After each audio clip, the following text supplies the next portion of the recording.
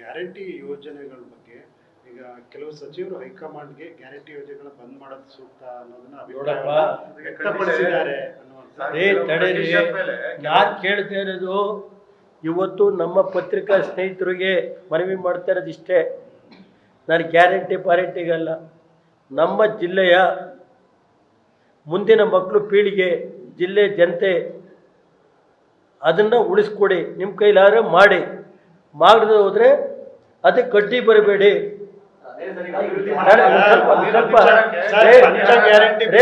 ಒಂದು ನಿಮಿಷ ನಾನು ಹೇಳೋವರೆಗೆ ನಾನು ಹೇಳೋವರೆಗೆ ದಯಮಾಡಿ ಕೇಳಿ ಸರ್, ಆಮೇಲೆ ನೀವು ಹೇಳಿದ ಉತ್ತರ ಕೊಡಿ. ನಾನು ಕೇಳ್ತಾ ಇರೋದು, ಈಗ 10 ವರ್ಷ ಫ್ಲೈಓವರ್ ಬಿದ್ದೋಗಿತ್ತು, ನಿಂತಿತ್ತು, ನಾನು ಬಂದೇ ಮಾಡಿಸ್ಕೊಟ್ಟೆ. ಆಸ್ಪತ್ರೆ ಅದಕ್ಕೆ ಈಗ 10 ವರ್ಷದಲ್ಲೇ ಸಿಗಬೇಕಾಯಿತು. ಇದು ಯಾವುದು ನಿಮ್ಮ ಕೆಲವು MD ಸೀಟ್ಸ್ ಇವೆಲ್ಲ ಐತಲ್ಲ ಸರ್, ಪೋಸ್ಟ್ ಗ್ರಾಜ್ಯುಯೇಟ್ ಸೀಟ್, ಅವೆಲ್ಲ ನೋಡಪ್ಪ. ನಾನು ಈಗ ತಡೆಯಪ್ಪ, ದುಡ್ಡು ನೋಡಯ್ಯ. ನಾವೇನಾದ್ರು ಹೇಳಕ್ ಹೋದ್ರೆ ಈ ಪಾರ್ಟಿ ರೇವಣ್ಣವರು ಬಡವರಿಗೆ ಕೊಡೋದಕ್ಕೆ ಇದು ಮಾಡ್ತಾರೆ. ನಮ್ಗೆ ಯಾಕಪ್ಪ, ಅವ್ರು ಹೇಳಿ ಚುನಾವಣೆ ನಡೆಯುವಾಗ ಕೊಡ್ತೀವಿ ಅಂತ ಹೇಳೋಗೆ ಅದು ನಾನು ನಿಲ್ಲಿಸಿ ಅಂತ ನಾನೇ ಕೇಳಿದೆ.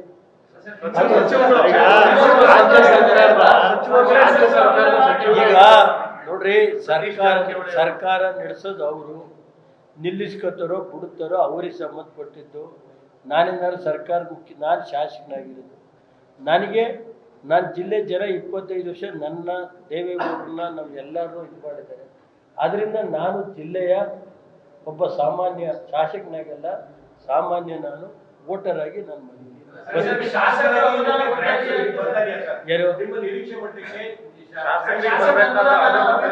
ಈಗ ಶಾಸಕರಿಗೆ 2 ಕೋಟಿ ಕೊಡ್ತೀವಿ ಅಂತ ಹೇಳವ್ರೆ.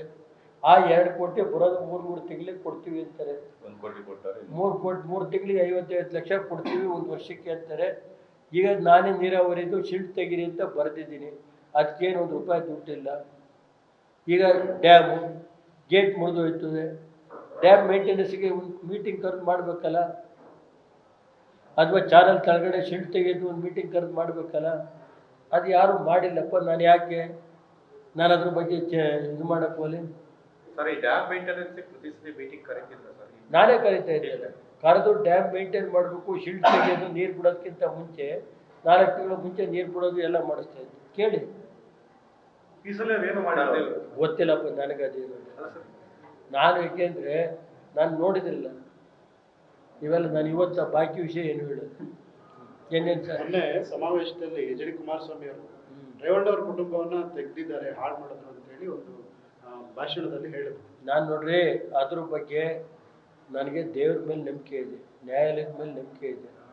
ನಾನು ಕಾಲ ಬಂದಾಗ ಸವಿಸ್ತಾರವಾಗಿ ನಿಮ್ಮನ್ನ ಕರೆಸ್ಕೊಂಡು, ನಾನು ಮೊನ್ನೆ ವಿಧಾನಸಭೆಯಲ್ಲೇ ಮಾತಾಡಬೇಕು ಅಂತ ತೀರ್ಮಾನ ಮಾಡಿದ್ದೆ. ಏನೇನು ನಡೀತು ಎಲ್ಲ ಸವಿಸ್ತಾರವಾಗಿ ಹೇಳಬೇಕು ಅಂತ ಮಾಡಿದ್ದೆ.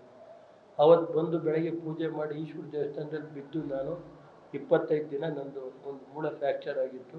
ನಾನು ಇವತ್ತು ಮಲಗೋಕ್ಕಾಗ್ತಾ ಇಲ್ಲ.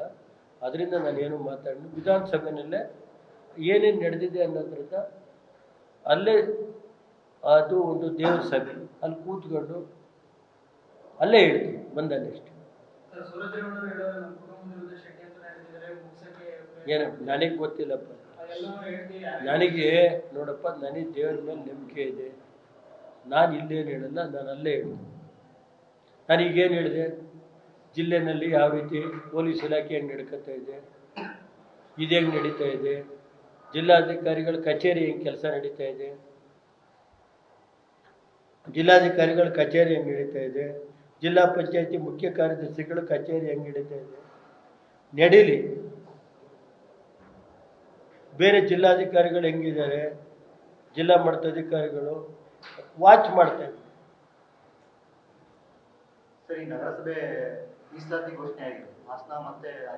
ಹಾಸನ ಆಕ್ಚುಲಿ ಜನರಲ್ ಆಗಬೇಕಾಯ್ತು. ಸುಪ್ರೀಂ ಕೋರ್ಟಲ್ಲೇ ಇವತ್ತು ರಿಸರ್ವೇಷನ್ ಸುಪ್ರೀಂ ಕೋರ್ಟಲ್ಲಿ ಇದು ಮಾಡಬೇಕು ಅಂತ ಇದ್ದಾರೆ. ಜನರಲ್ ಇತ್ತು, ಜನರಲ್ ಮಾಡಲಿಲ್ಲ.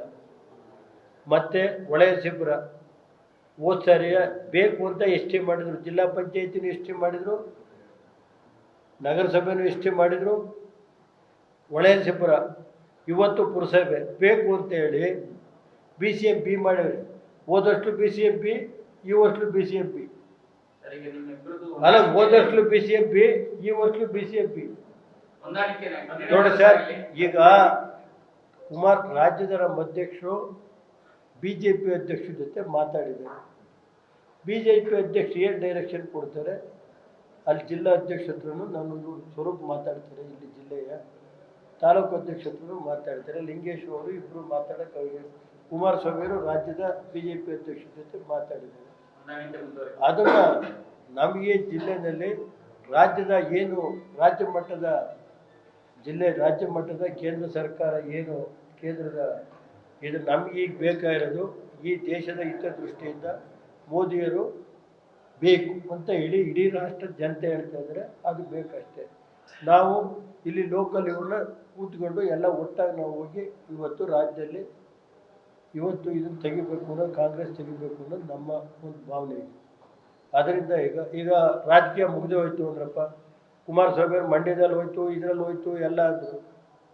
ಕುಮಾರಸ್ವಾಮಿ 2,80,000 ಗೆಲ್ಲಿಲ್ವೇನ್ರಿ? ಡಾಕ್ಟರ್ ಮಂಜುನಾಥ್ ಗೆಲ್ಲಿಲ್ವೇನ್ರಿ? ಡಾಕ್ಟರ್ ಪೋಸ್ಟಿಂದ ಇಳಿದು 3 ತಿಂಗಳಿಗೆ 2,80 ಗೆದ್ದಿರಲ್ಲ. ಕುಮಾರಸ್ವಾಮಿ ಕೇಂದ್ರದಲ್ಲಿ ಮಿಂಚೆ ಆಯ್ತಾರೆ ಅಂತ ಯಾರು ತಿಳ್ಕೊಂಡಿದ್ರ? ಅದೆಲ್ಲ ದೇವರು.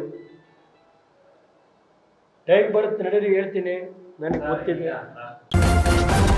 ನ್ಯೂಸ್ ಫಸ್ಟ್, ನಿರ್ಭೀತಿಯಿಂದ ನಿಮ್ಮ ಪರವಾಗಿ.